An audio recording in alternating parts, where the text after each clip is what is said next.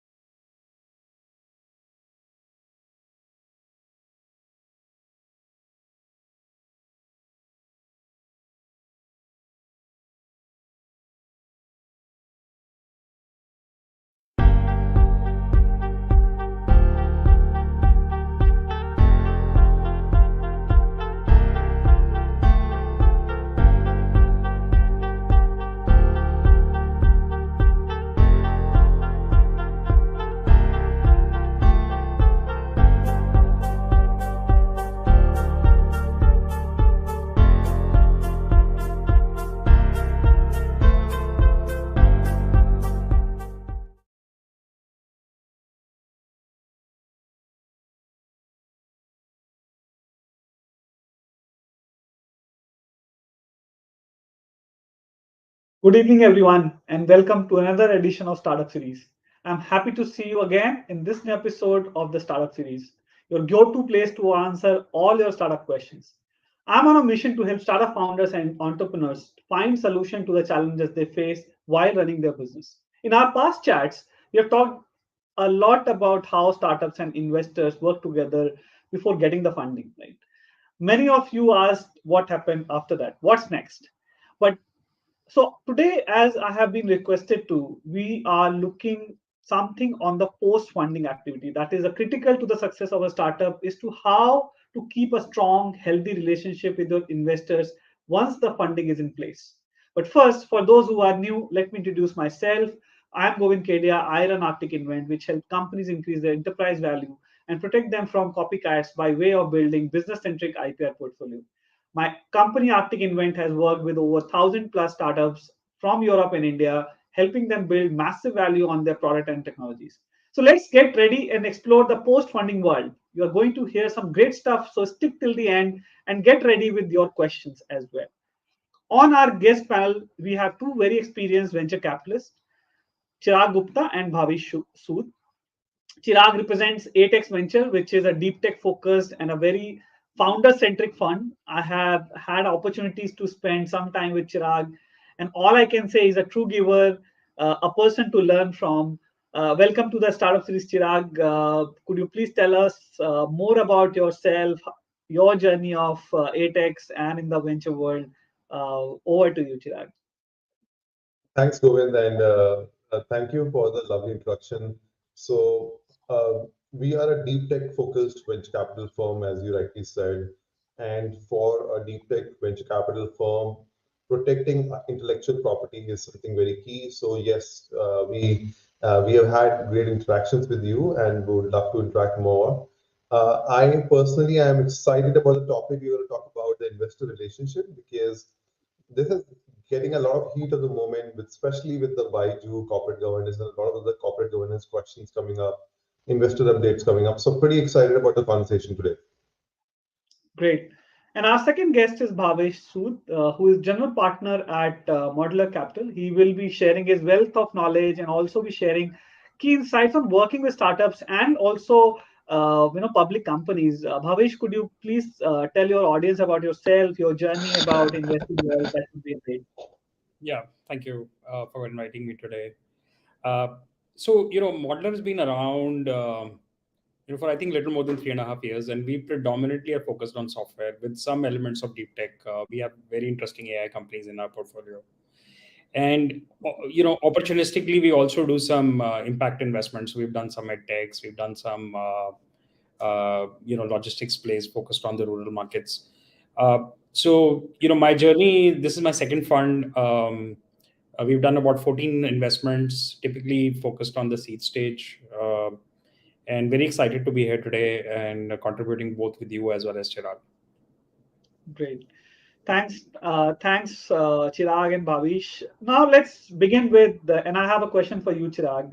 You mentioned in one of the comments on LinkedIn as well, and I quote: "Startup should make a note that the journey begins after you have taken the money." Could you please give us insights on that statement, and can you build around that narrative a bit for us? Chirag, you're on mute. It seems. Yes. Uh, So I feel taking any money from any investor is almost like you have got into a marriage. It's almost like getting into a new marriage, and it's amazing, lovey-dovey. By the time you are dating each other, you try to get to know each other, making sure that you are the right fit for each other. And then the marriage happens, and then the entire baja barat is gone, and that's when it's between you and your partner, and that's when you start actually going deeper into each other. And the more you communicate with your partner, the more you tell about each other, and more open you are, the more comfortable you are, the more receptive you are to conflicting conversations, the easier it is to have actually like a good marriage. It's exactly the same in an investment business. Till the time the investment has been made, everyone is very sweet with each other. People are nice. People say great things about each other. Startups say great things about VC. VC says great things about startup. Of course, because we want other VCs to join the round, so we have to say great things. And startups want to make sure that they get the money in the bank, so they want to be very sweet about it. But after the shareholder agreement has been signed and the money has been shipped, and that's when the journey starts. I have had cases where the startup is giving too much information, and there are cases where startup is giving no information. So I've had cases on both the extremes, and I'm not sure what is the sweet spot for me personally. Bite-sized, constant communication is very, very important after the money has been invested, because that keeps me calm. And actually, sometimes bite-sized communication is good. So if you like, one of the portfolio company actually just texted me half an hour back, and just right before this conversation, I was trying to sort out their GST issue. They have been stuck in some GST problem suddenly, and they called me and they were like, "Oh, do you know anyone who can solve this?" I'm like, "Okay, let me check this out." So those kind of conversations, the communication has to keep going on. You have to communicate good news. You have to communicate bad news. So that's why I say that the journey actually begins after you have taken the money, and that's when all the communication and all the relationship is being built. Sure. Great. Bhavish, would you like to add something here as well? Yeah. I have battle scars just like Chirag. I've been not invited to board meetings from portfolios where we've had conflicts, but I've also had the privilege of joining some of the Slack groups of the employees in some of my portfolio companies. So, the exposure varies, like Chirag said, and I don't personally take it, but I think what founders also need to realize is that both me and Chirag have a fiduciary responsibility to protect the LP interests. So, in this whole garb of being founder friendly doesn't mean that, we will let go of our fiduciary responsibility. So, striking that, I think that balance is very critical. Sure. No, great, great insight. So I think what I would say as a takeaway is that, in like, Chirag, a lot of answers of the life, situation or the business situations in life, and very, very well built, that it's like a marriage, and look at your marriage, and then you'll probably be able to manage your investor as well, right? If you're able to manage your life, then you are able to manage your investors as well. So thank you, Chirag. I think it's a very, very insightful conversation that, hey, it's not about going something about fancy. It's just about building that relationship. I think that's the first takeaway I would say. That once you get married, when all the baratis are gone, then the real life starts, right? So thank you, Chirag, for drawing this very beautiful metaphor for that.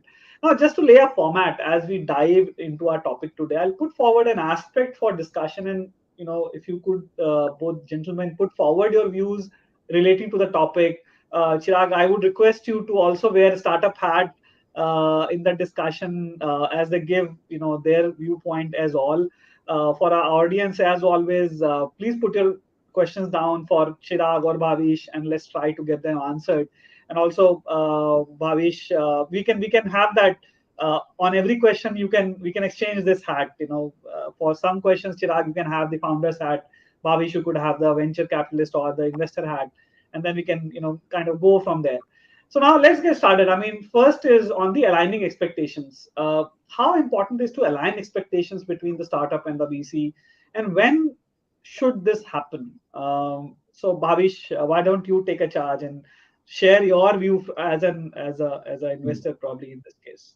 Yeah, so I think my view on that is that there is actually no need for alignment, because ultimately, what is the alignment? Alignment is, if they do and build out a good business, I will get the financial returns which me and my investors are looking for, right? So I don't think there is a need for any more alignment beyond the revenue side. We are all ultimately here to give superior financial returns, both to our investors, to our employees as founders, and ourselves as the founders of the business. So I think if a venture startup or a venture founder is not cognizant of this view, then I think we are in the wrong business, or we potentially have given money to the wrong person. Great. Chirag, your view? Yeah, I'll probably add something to this. And since I was using a metaphor of marriage, uh, so like it's exactly like marriage. Like I never sat down with my wife and said that let's align expectations what you will do as a wife, and let's align expectations what I'll do as a husband. I don't think we ever did that. Maybe some couples do that, but I think it's you have to build it over a period of time. You have to initiate those conversations. You have to be comfortable to have a conflicting moment and say that, okay, let's talk about it. That what happened and why did you do this? And I did not like this, or what did you feel about it, or what do you think about it? So I think that aligning of expectations, like when you ask the question, you ask that when should that happen? So I think it's a ongoing basis, on a monthly basis, where I am aligning expectations with my startups that, oh, actually, when you send me an update next time, maybe try focusing more on this. Next time you summarize the information, don't summarize it like this, because it's hard to read and understand what exactly does this mean. So this aligning expectation, the answer to when is ongoing, and it will just keep happening. And at all stages, even when the company evolves and becomes like a very big company, even then you are still aligning the expectations, because by that time probably I may be irrelevant to the startup, or maybe very small party amongst the multiple thousand other investors they might manage. That might happen, and I wish for that.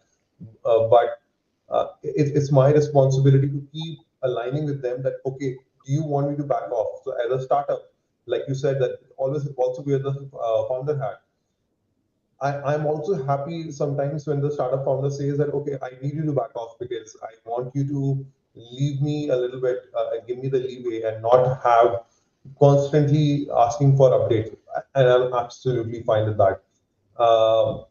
As long as you can explain to me why you can't give updates and what's the expectation from your side, it's absolutely fine. And I will also say something that when one important aspect of aligning expectations is giving back to the startup founder. If I am a startup founder and I keep giving investor updates and aligning expectations and everything, it should not be a master servant relationship with the investor. If the VC is not giving back anything after hearing all the updates on what we are doing, what are the problems, if the VC is not problem solving, not adding any value, and not even responding to the email when he or she receives an investor update, then probably it's also a mistake on the VC side, that actually it's also expectations from you that when I give you an update, at the bare minimum, just say that you have done a good job. That's bare minimum that a startup founder is looking for. I've been slogging my ass for like 100 hours a week, going crazy. At the bare minimum, you can say that you've done a good job and tell me if I can help with something. So Sure. I think it's a two-way street. Great. No, thanks, Chirag. I think very, very valid point that, I think one takeaway that anybody would want to take it is that it's not a master-slave relationship, when there is a startup investor relationship. I think that's a very, very key important that most of the time we should not be kind of scared to tell the truth, right? I think that's what you are also telling us. But, when aligning expectation, I want to build a bit more here is that, of course, when you are raising around, there is a certain picture, certain expectation in terms of the growth and everything, right? once the money is in the bank, and of course, it's like it's also about communicating that, hey, this is one scenario that we had projected in a best case scenario. Uh, of course, not immediately once the money hits the bank, but this alignment of growth, because like Bhavish said very very candidly that, hey, end of the day everybody is in this because of for the growth of the financial growth as well. It's one of the major important element to it. Now, how to align this expectation, especially what was promised before the round and what is it being in the real world, right? So I think I want to build a bit more on this topic because it's very very important on expectation side of it. So some views on it would be great. This is a very interesting one because I have never, and and I am quite confident that I say never. I have never had a scenario when the startup said that this is going to be the Q1Q growth, and exactly this is how it looks like. And not just for the startup, even for the listed companies. Yeah. Uh, Despite running the company for 20, 25 years, they rarely meet their targets, or they either exceed it, they miss it. Of course, they are thousand ways of manipulating it to make it look like we are on target. But the growth story, like even for the General Electric, like one of the biggest companies, or Tata or Reliance or Adani, I don't think they can safely predict and confidently say that this is exactly how our growth will look like Q on Q. So I think it will be unfair for anyone, and I include the founders when I say anyone. It will be unfair for anyone to assume or expect that the projections will be accurate or spot on or will be aligned. I I personally always carry in the back of my mind that the startup will pivot. It may not pivot the product, it may not pivot the customer.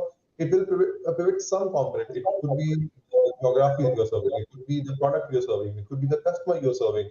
Because you will learn over a period of time that, oh, actually, I am not able to penetrate certain geography or product or customer or something else, and maybe let me try out something else, and or maybe try out both.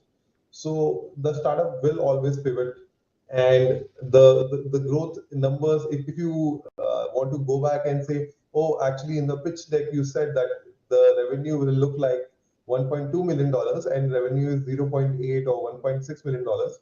I think it's just crazy for anyone to do that. Sure. Oh, great. Thanks for building that. Bhavish, any views on this? Yeah, I think it's funny. I think there are two sides to the story. One is founders, just to sometimes also patronize the investors. They'll say, "Hey, what more do you bring to the table beyond capital?" And when you tell them that this is what we can do, and post the check writing phase that Chirag was saying, they'll disappear because they don't want your inputs. And quite frankly, you don't want a VC to be doing backseat driving. And the best founders a VC could have are the where you don't have to add value.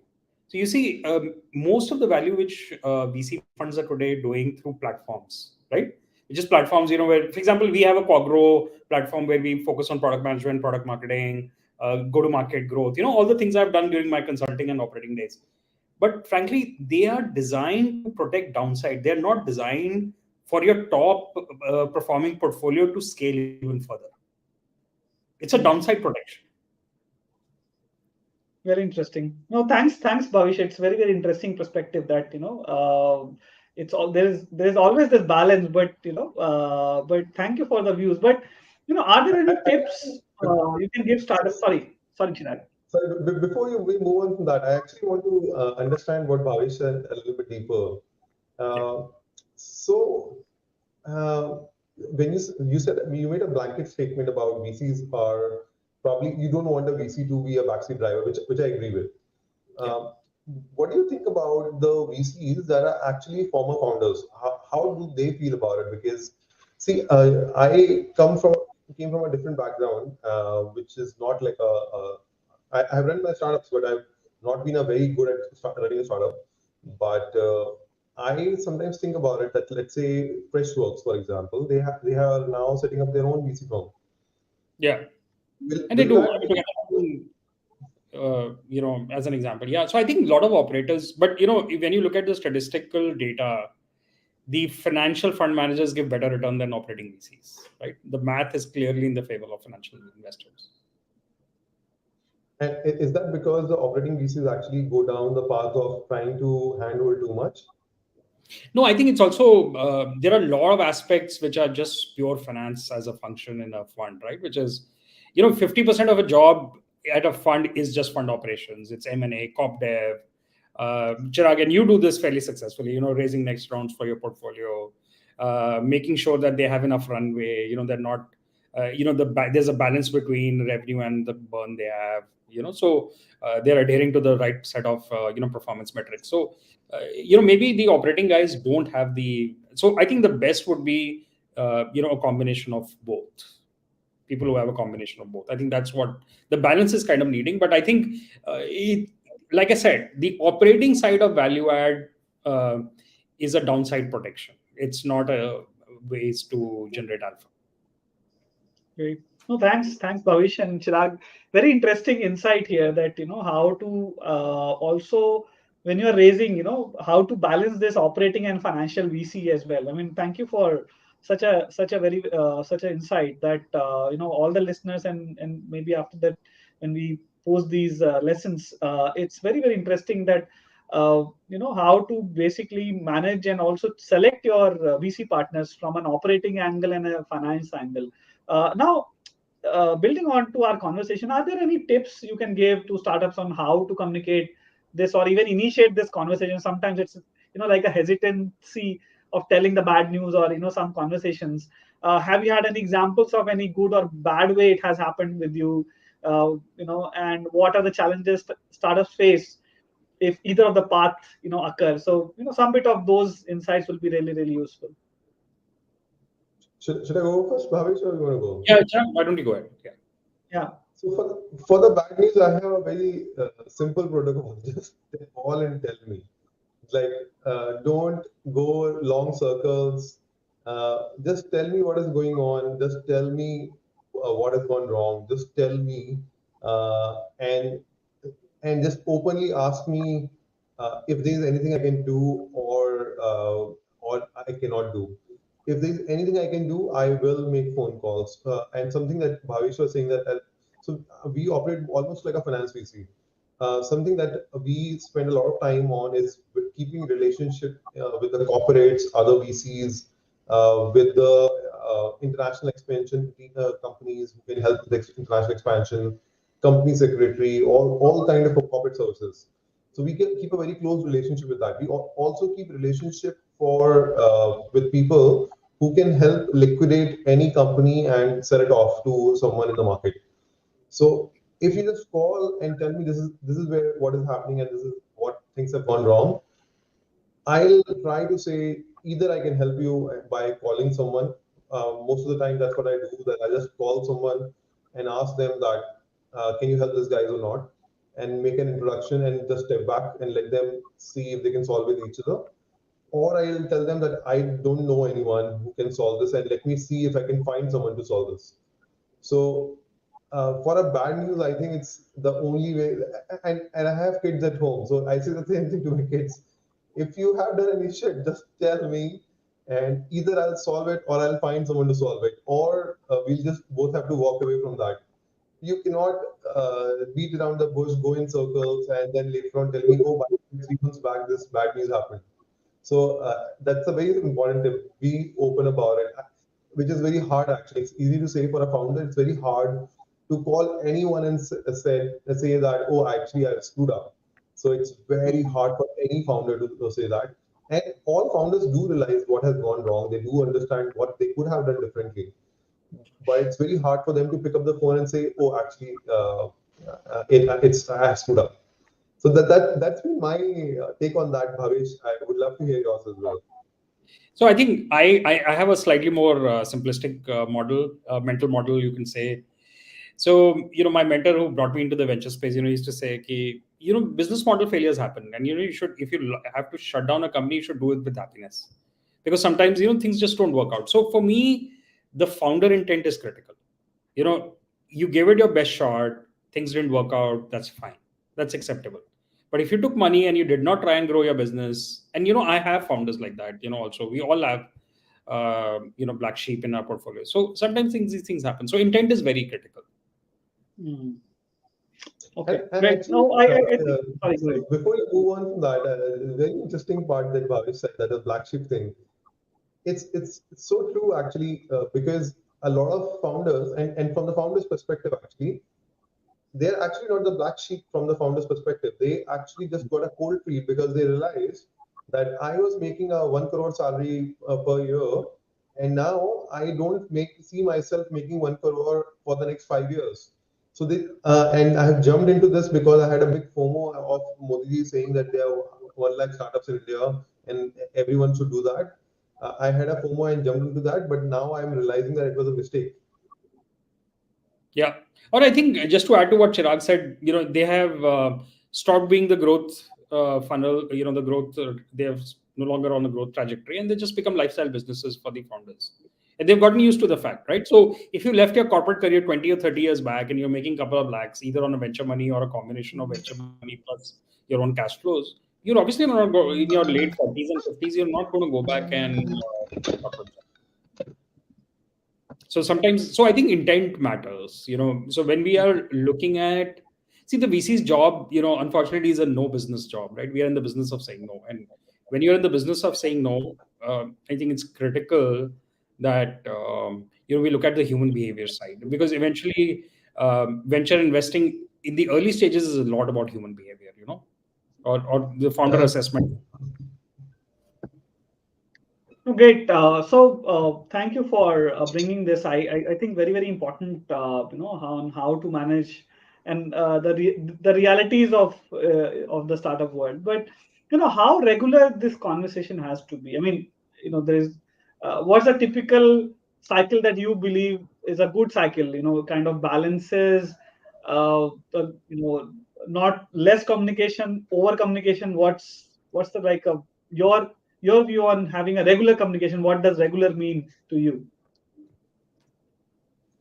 So to me, there are 3 things the startup founder has to do.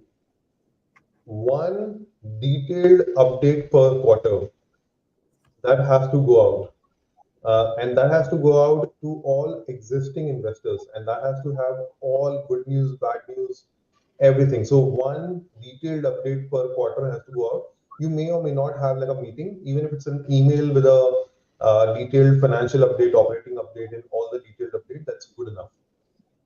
Second is every quarter there has to be 1 summarized email that can be circulated to every existing or potential investor or customers and or everyone that you are, all stakeholders, broadly speaking, all existing or potential stakeholders. So that is a second email that I expect every quarter that must go out. Third is every quarter there should be 1 phone call that you should have with a 2-way communication of this is what I'm thinking, what do you think about it, what's happening on your side, what's happening on my side. Because without these 3 things which are happening, that I'm suggesting: first, detailed update to existing investors; second, slightly shorter detailed update, cleaned up version for all existing potential stakeholders; and third, 1 phone call per quarter to all investors. As long as you do that, you can keep your relationship live, and that allows you to call and share bad news. That allows you to do whatever you want without hesitation. If you don't meet that boundary of once in a quarter, then you actually are not building a deeper, or you're not maintaining the relationship. And if you call me once out of nowhere, I probably may not be in the best of the mood to help you, or may not even have the context to help you. Sure, great. Bhavish, your take on Yeah, so I what's the think I think that I will divide that into maybe 3 parts. Then one is information we need with respect to compliances of the fund. When we are wiring money, there could be some foreign direct investment compliances, because Chirag and I, invest through US structures. The second is, anything we need to do from a fund reporting as well as LP communication. And third is the corporate governance side, which is just hygiene metrics on, whether they're doing what it takes, right?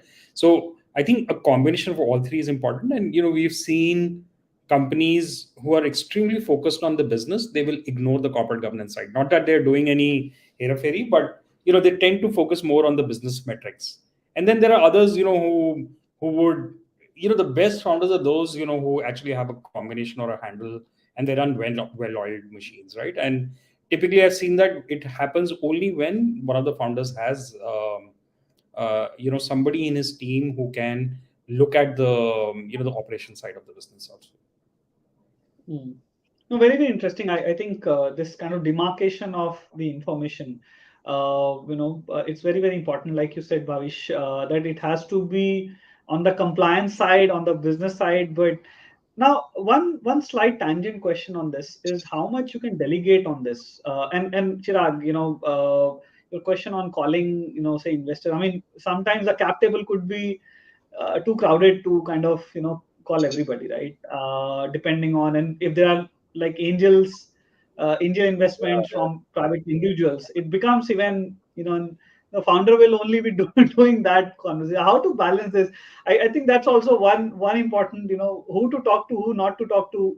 In of course, email is clear, but how to prioritize that. So I don't think you should have more than 15 lines in a cap table, first of all. If you have more than 15 lines in a cap table, I already am starting to get worried about you, because then this problem is bound to happen and there's no way out. You can say whatever you want, but there will be some angel investor who might have put in only, let's say, 10 lakh rupees.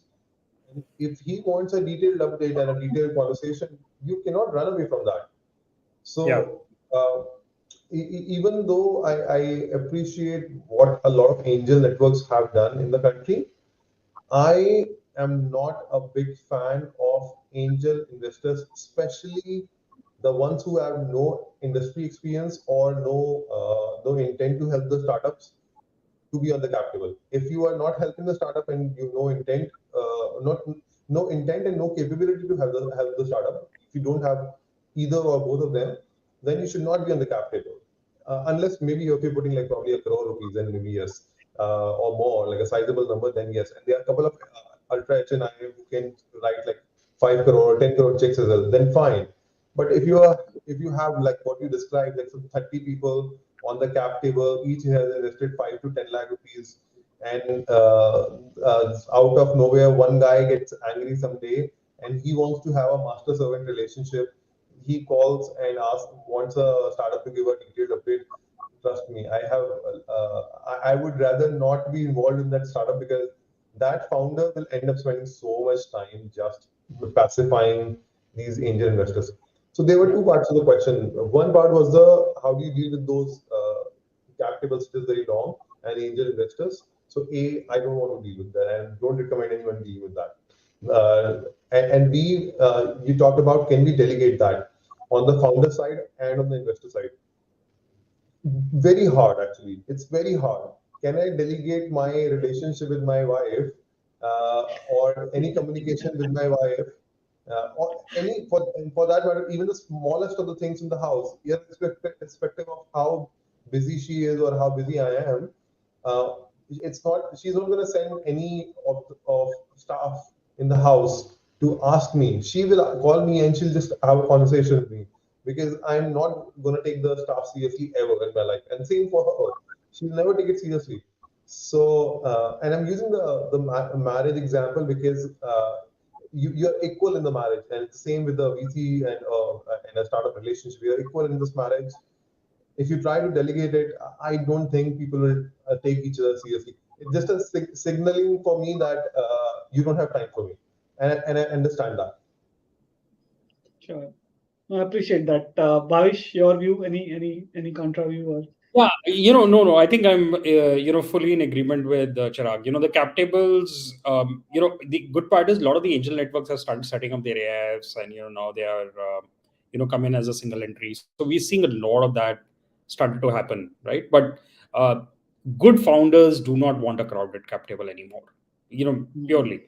And sometimes if you get into those kind of situations, then if you have like 10 or 15 people, like Chirag was mentioning, you just take a power of attorney, because he's absolutely right. Under minority shareholder, rights operation, he can drag you to NCLT, stop your next round from happening. There are all sorts of scenarios, and I have been through some of that, in my previous fund, where I've also seen founders collude with the minority shareholders and try to edge out the VC, in certain situations. So I've seen some horror stories there also.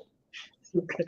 Great. I know I'm deviating from a script a bit, but one more, follow-up question, and would love to have, and because this is something I've been noticing it lately, that there are, of course, class of investors. There are angel investors, there are VCs, there are now family offices which are putting, a lot of money in these conversations. And then, of course, the bigger, PE funds, of course, they come very late. But, in terms of communication and managing this relationship, would you recommend any change in the way they are talking to an angel, to a VC, and a family office?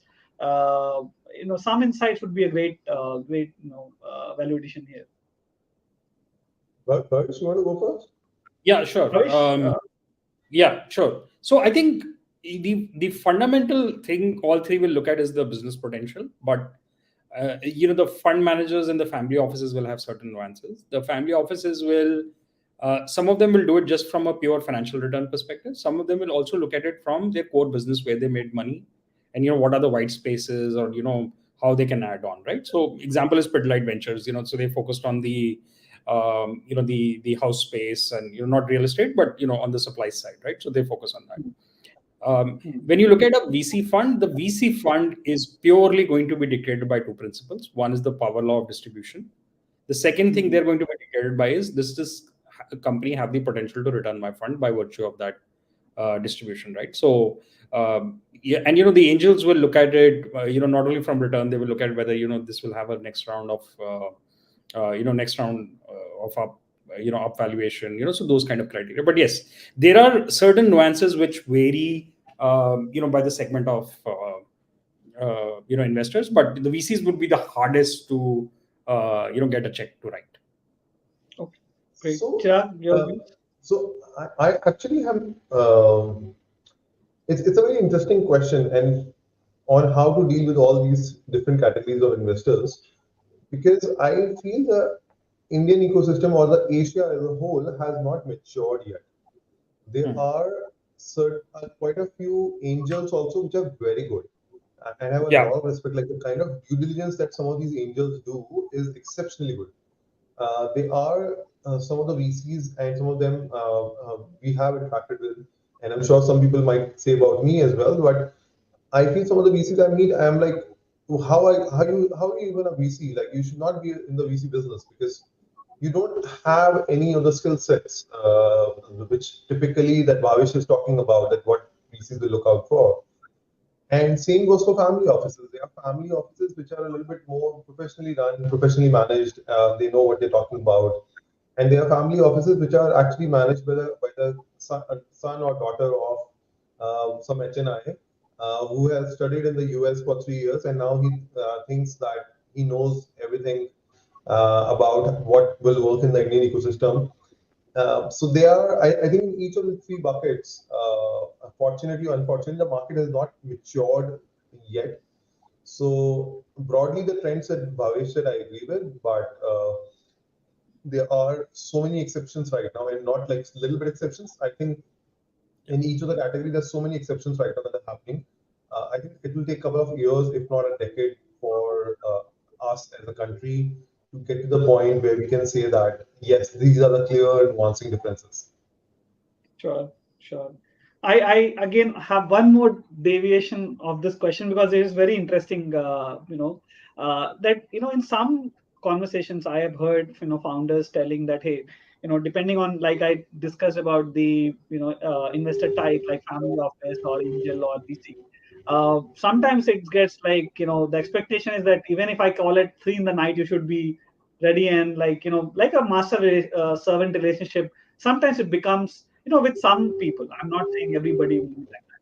How to communicate very, very gently and softly, not ruining the relationship, that, hey, I know it's a communication question, but in your world, how would you recommend your startups, if some of the captive investors are really, becoming like pain, then how do you handle, how to communicate that? I think that's something I want to learn today for our viewers today.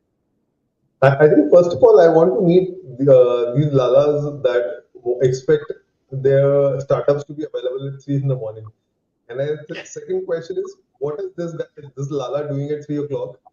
that probably after a couple of Black Label, he got bored and he had no one to talk to, and he wanted to call the startup. Because I can't think of a scenario. Why do I need to? We are in a I private mean, market space. he was like a literal, but what I mean that, typically it happens that, right? I mean, I think founders are sometimes in the it's speed about level. being available at beck and call of the. Yeah. In reality, Govind, once you write the check, you lose the entire leverage with the startup.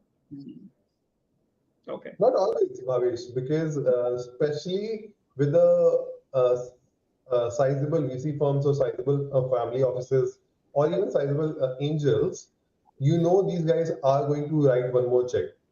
So they Yeah, actually, so they well behave that's for fair. another Yeah. 12 months.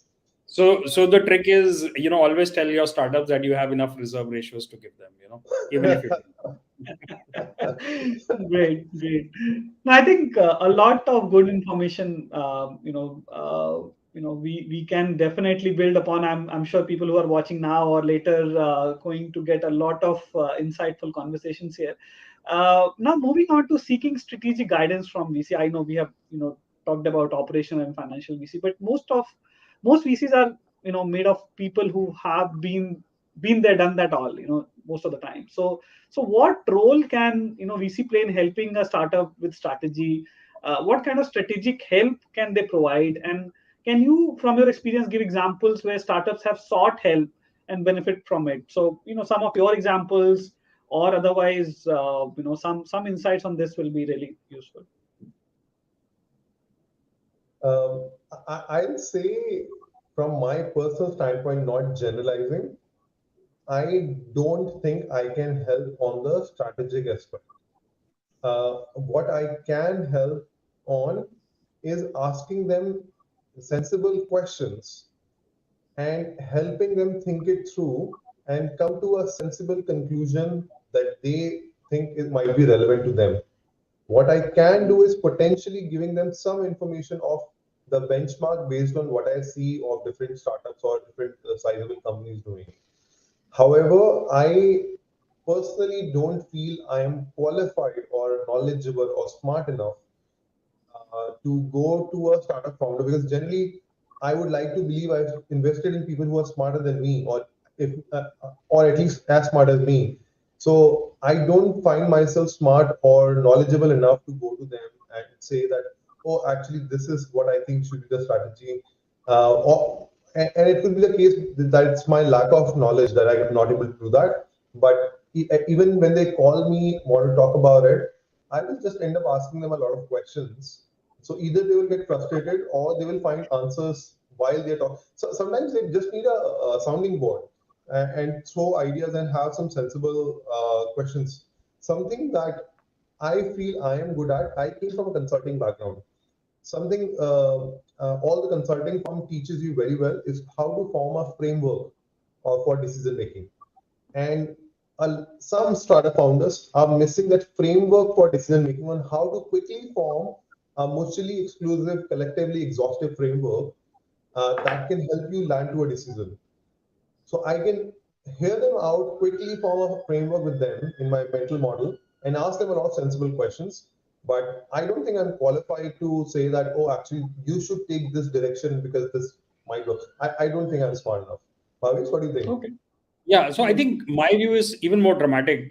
Forget my capability, but I think this whole VC phenomena, which we are seeing of VC being able to add value to a startup, I think is a load of bullshit. Because if I have to help a founder, I might as well become the co-founder with him, right? So there's no need. If your founders need your value add as a non-operating guy, you have made a wrong investment. The best founders know how to build and scale companies. You can't add value. Like, what advice would you give to Elon Musk as an example, right? What advice would you give? So the best founder. So that is one, and I think the second, like I said, the value add of a VC funds are to protect downside. They're not there to generate alpha. So you have to fundamentally understand that all the platforms are focused on that. But to be fair, Bhavesh, like you were talking about operating VCs and financial VCs, you and I, so not you and I, but I work more like a financial VC. The operating VCs sometimes, not always, are actually able to give some sensible advice because Yeah, they fair know enough. the And there market will deep enough. always be, yeah, I agree with you. There will always be a need.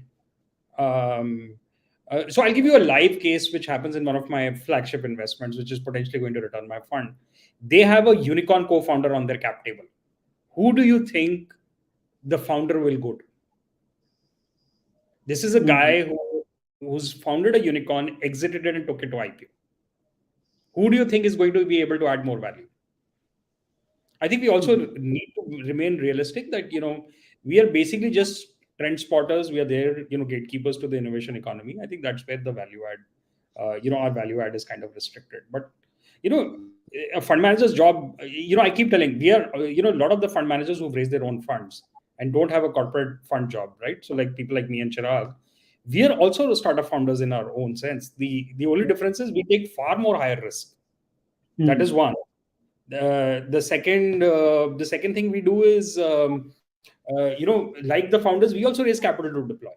So we are also running a business, and in that business I have to run operations of my fund, which is like 50-60% of my job role. It's not there to add value to my portfolio companies.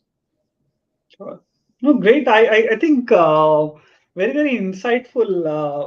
I hope people find such investors all the time, because I have been listening different views from the startup founders, and as much as I talked about it, that not all the pieces, like Chirag said, it's still a developing environment in India, at least in the startup ecosystem, that not every VC will be as mature as I have fortunate to be in the call today. But thank you for sharing. Now, finally, on the conversation of flexibility and adaptability, in our last episode, we talked about changes and pivoting. Change is constant.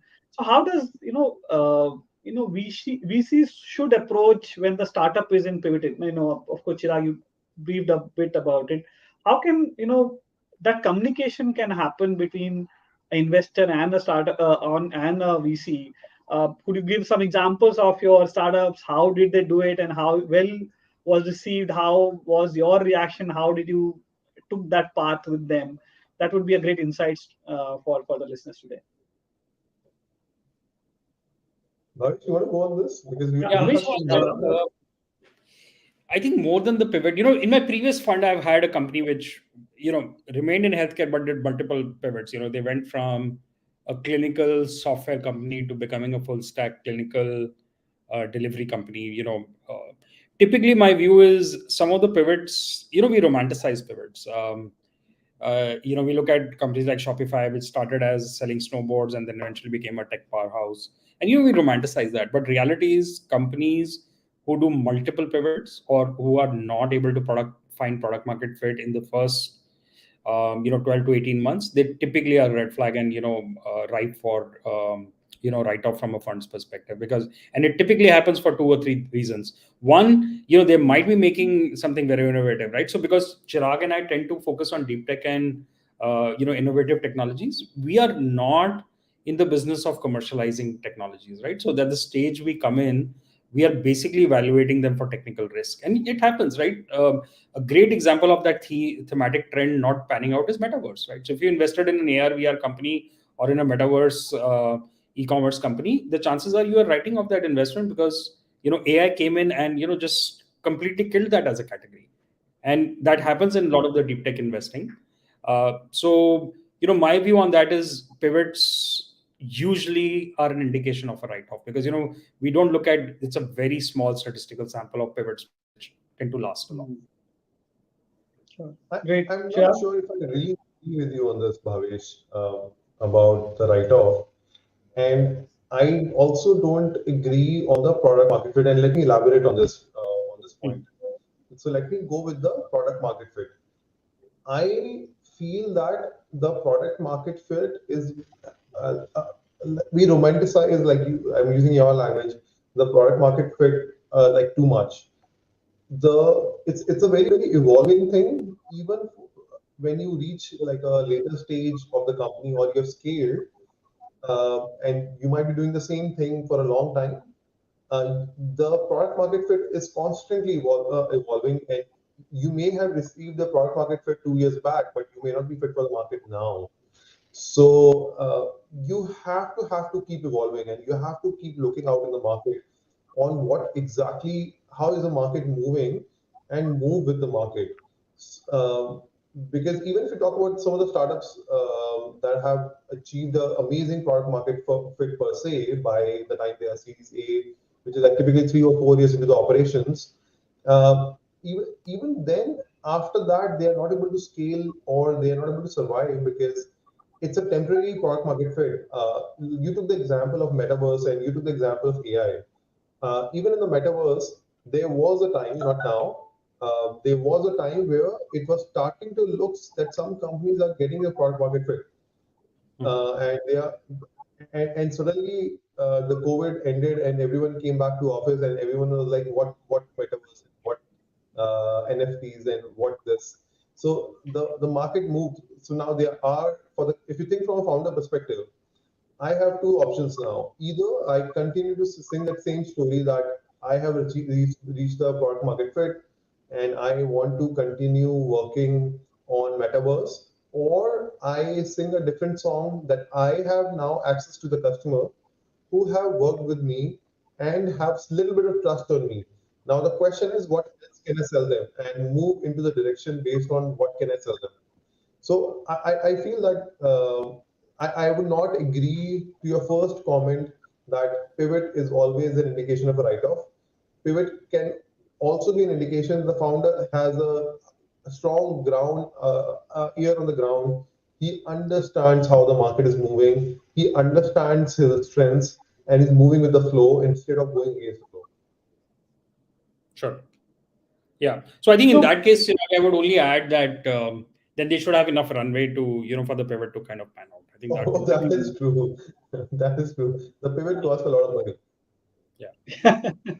Sure. No, great. Great. I think we are moving towards the end. So we have seen a lot of, how robust relationship can be developed between startups and their VCs, just by simply following the concept of marriage. Thank you, Chirag, for sharing that.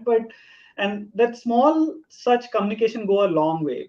And also, Bhavish, you built around the three different elements of MIS, right? Now, of course, we had a bit of this conversation, but to have this more kind of reinforcing for our audiences, what do you typically see in MIS of your current portfolio startups? How do you recommend them to put a very good MIS system for, which is kind of repeatable, also easy for them to also come up with, right?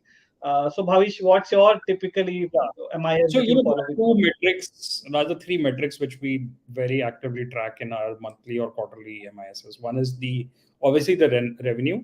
Then, on target for the next round metrics, whether you are hitting Series A or pre-Series A metrics, that's the second thing we look at. And third is, growth in relation to the revenue.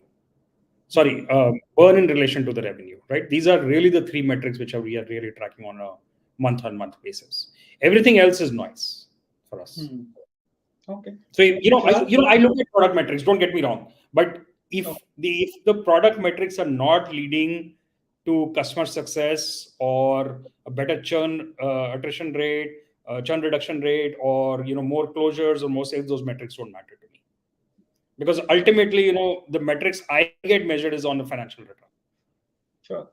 So you're saying that we should focus on, like, a good amount of MIS should be on the finance side, how much revenue Yeah, or and yeah, because the reason it might not be finance, because we also tend to be very early stage on the deep tech. Like I said, we tend to focus on taking the technical risk in the in the investments we make, because both Chirag and I are focused on seed and pre-series A. The commercial, then you have to look at whether this technology has the potential to commercialize, and whether the burn rate, there's enough runway based on the current burn rate to achieve the commercialization. That's the second thing you would then look at. Okay. Chirag, what's your MIS or your startup's MIS look like? So actually quite similar to what Bhavish. So I think the only difference is because I also invest in some of the hardware companies, and in case of hardware companies, it gets a little bit more complicated.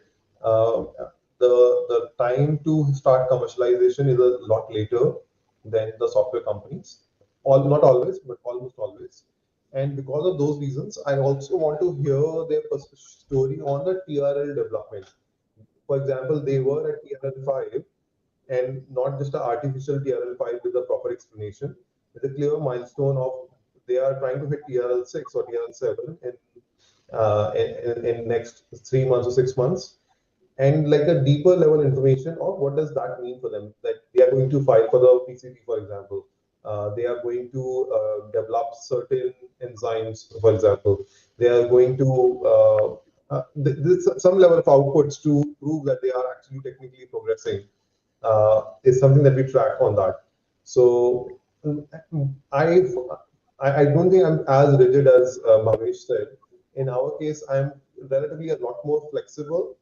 um, I feel that as long as the financial metrics are taken care of, like what I was saying, and there's a clear clarity on how technically they are evolving, I think that's good enough comfort for me that the founder knows what they're doing. If they don't give me clarity on either technical aspect or the financial aspect, or it's a very convoluted update which where I can't figure out what does that mean, then typically I get nervous that if you can't simply summarize for me how you're progressing, I think it will be even harder to summarize to the next stage investors or your customers on how you're progressing. Sure. Yeah. Great. No, thanks, Chirag, and thanks, Bhavish. I think we are just out of time, so I have to kind of come to the conclusion. I had one more very small tangent on this. A lot of news around corporate governance is there. I mean, for wrong reasons. Do you see that MIS should have some element which kind of gives a tab on the governance side of it, or really that it's just some examples which are bad? There's no need to be kind of getting to over analyze every startup that you have in portfolio. So some bit of view on that, then we'll close the conversation. Bhavesh, wanna go? Yeah, Bhavesh? sure. Yeah. Yeah. So my view on that is, see, there is a idealist way and there is a technical way. So if you look at it purely from a technical point of view, Chirag and I don't have enough shareholding in a lot of these early stage startups to be able to enforce a lot of these things, right? So that's the technical. When you own less than 10% in most companies, you'll be lucky to even get the information which they want, especially if you've co-invested with some of the larger funds. Then it's going to be, that's why a lot of the early stage micro VCs tend to be investing with large funds, because for two reasons. One, the corporate governance is at the portfolio level is with the larger fund, and second, they have the ability to fix things and bring in more capital, change the founders, almost take a private equity kind of a stance, and run those companies if needed, right, with the right operating partners. That is second. And third is if you sit on the boards of some of these companies and they don't share information with you. And I've been in both the situations, and it's a very tough call. I sit on some boards where I don't even know when the annual audit has happened and the directors have signed off on it.